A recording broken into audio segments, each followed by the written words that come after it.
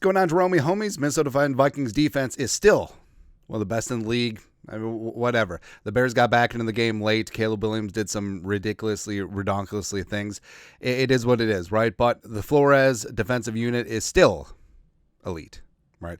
And the Vikings have another test against another mobile quarterback playing at a high level. Kyler Murray and the Cardinals coming into historic U.S. Bank Stadium on Sunday.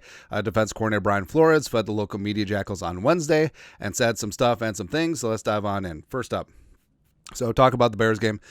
Fighting through adversity, defense leaning on each other. And that's really important too, where, they talk about cornerbacks have to have a short memory where you can get burned 3 times in a row, but you still have a chance to make a play and then just like celebrate. I love when quarterbacks overthrow the receiver and the DB's just like,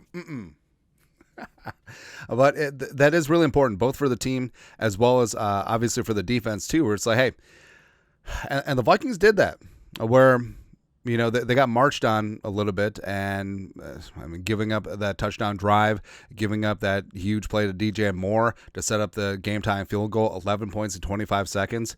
That's enough to demoralize you, but they're like, no. Got the 3 and out, Jonathan Grenard with a huge sack to start things off, and that was a great response by the defense. And I'm really proud of how this team and this defense and Darnold and this offense, like how they responded. Given those circumstances, in a raucous crowd, Bears fans woke up on the road, and it just wasn't looking like your day, but then it was. It was great.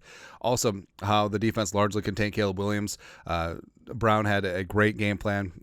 Frankly, I think that Thomas Brown should be an OC somewhere full-time next year. But they were on top of Caleb Williams a couple times, got eluded. I feel like Andrew Van Ginkel should have had like 6 sacks that game, but he didn't. And another tough one against Kyler, who, my countryman absolutely loves to run around back there, make some big-time plays, get some yardage with his legs as well. So it's gonna be interesting on Sunday. Also, the Bears defending Jefferson. And it's interesting because the reporters asked him a lot of questions from a defensive point of view of facing a guy like Justin Jefferson. Now, obviously, Flores hasn't had to face Jefferson, which is kind of nice, but it does come down to anyone but him situations, and it is impressive that, the Bears aren't the first team to double and triple team him consistently, maybe triple team him consistently, but Jefferson still produces, despite all of that attention. That's just a huge testament. Also, if other teammates are producing, it's very good for the offense, because at the end of the day, it doesn't really matter where the production and the points come from, right? And if Jefferson is essentially out here making the defense play 8 versus 10, you'll take that every day. Also, having Jefferson just with the right mentality, he's a superstar, but he's not a diva. Right, and he, frankly, doesn't even care where all the numbers come from, because he knows that eventually he's going to get his. Right. Also, he was asked how Flores would defend him. He just said straight up, put 2 guys on him. Didn't elaborate much further. I don't think he really needs to, because that's the basis for everything in this league. But it's hard to do with the weapons, like he said, and it's hard. I'll say that. But did talk about how it would be more of a mixed coverage situation versus constantly doubling and bracketing and playing 2 deep safeties, which talk about ad nauseum. But mixing things up, because occasionally you rotate through, play straight up. Occasionally Jefferson will be on his own, and that's pretty dangerous. But also, if the offense gets into just a rhythm where it's like Addison's going to be open, Hawkinson's going to be open, and all of a sudden they're not, maybe you just sort of forget about Justin Jefferson, which isn't going to be the case, but talked about Caleb Evans, who was waived last Saturday, claimed Monday by the Carolina Panthers, the former 2022 4th-round pick, who basically was a full-time starter last season, first year with Florida's defense, but it didn't work out. Said that Caleb Evans did a lot of good things, but it came down to a numbers game, and it came down to basically Gilmore and Shaq Griffin, Byron Murphy at corner. Shout out Fabian Moreau as well. We need to update this because Evans is still on it. But yeah, eventually there's only so many snaps to go around. But they had a good talk before he was released. Happy to see that. And he definitely has a place in this league. So Flores had some high praise for Caleb Evans as he now joins the Panthers. And yeah, I wanted things to work out with Evans. I thought he showed some great flashes as a rookie last year, kind of up and down. But just sort of is what it is.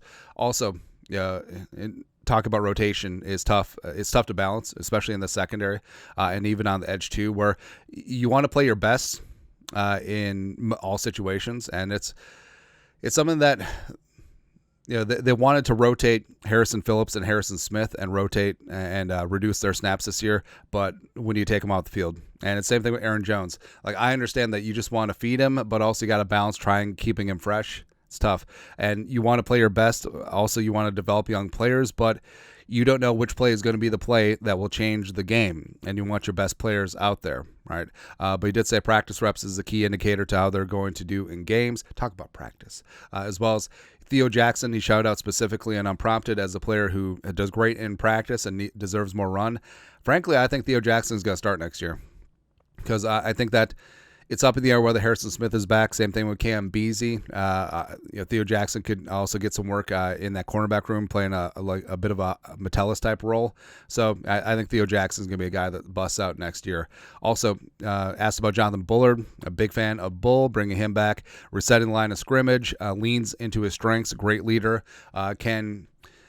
And you talked about how some D linemen are just in the room to be in the room, but Bullard understands the entire defense, can explain it to the young guys, can explain it to different position groups too, and it just resonates. Something that they talk about a lot: high football IQ at every level of this team and defense. And love me some Jonathan Bullard, man. And you just watch him, like, he really does reset the line of scrimmage, and he's been a major part of why the Vikings have been so good against the run this year. And also shout out Tilly, the field goal blocker, 6'6", just like whatever, shoot. And also Harrison Phillips, getting things done up front. Pat Jones second. Currently 7 sacks on the season, and he has developed in many ways this year. Also in terms of coverage, in terms of football IQ, in terms of smarts. Like, Patrick Jones is going to get paid somewhere, or respect there. And then the Grenard overtime sack, which really set the tone for overtime. Phenomenal play, breaking that double team. And you talked about how it's the epitome of just not giving up, always finding a way to get there. Plus, he had to break the double, which they kind of just let him go because it had been 5 seconds, 4 or 5 seconds. But then also to get to Williams and then bring him down, which had been kind of tough for the Vikings to do all day, that's huge. And that was the momentum shift because the Bears had all the momentum in the game, and it wouldn't have shocked you if they marched down and scored a touchdown to end it. But Grenard's just like, no. Then with the Cardinals, shouted out Cardinals OC Drew Petzing, a former longtime Vikings assistant here. They got a very efficient offense, no turnovers, no negative runs, no penalties to speak of. Also, they have different styles and personnel to attack you with, so they're not going to give you freebies. They're not going to give you cheap yardage, and they can attack you in a lot of ways from 11, 12, 13 personnel. Also, Kyler Murray is having himself an elite season. Trey McBride is one of the best young tight ends in the game, and it's going to be a big, big test for the Vikings on Sunday. Also, Flores mentioned that Thanksgiving is his favorite holiday. It's up there for me, too, because if you think about it, so Christmas, you have all the stress of family commitments and houses of worship, as well as all the gifts. It's like stressing out about all the gifts. Like, oh, did we get enough here? Do we get that? Do we get everyone the Christmas cards and all? There ain't no Thanksgiving cards. Shoot. And also, you got football. You got 3 great games. You got a couple of college games as well. And it is about eating. It is about napping is socially acceptable. And maybe there's a cocktail or two. I don't know. And yeah, I mean, sometimes people don't like their family, but guess what? There's food and booze and football. I mean, that's what you need, man. And it's up there for me. Like, I'll have to think of an actual power ranking because Thanksgiving is up there. 4th of July is up there for me. St. Patty's Day, Christmas. Arbor Day. Huge in the tree community.